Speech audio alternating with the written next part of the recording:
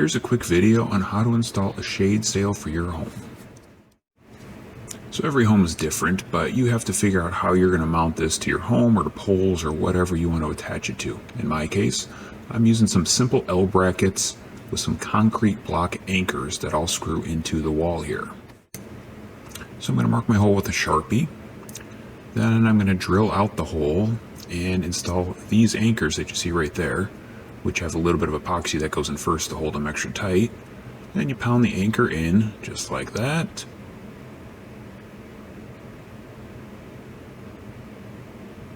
Making sure to get it all the way in there.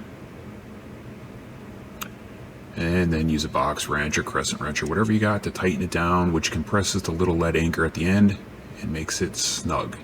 The epoxy dries and makes it even more snug and tight.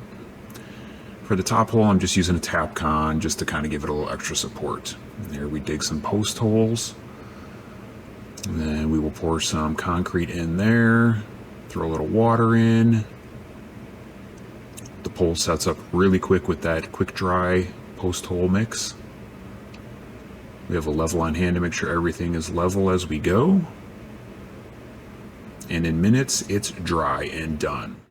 Once the concrete is fully cured, we attached our strings from the shade sail to the poles and up to the L brackets, and the job is done. Give it a try. It's easy.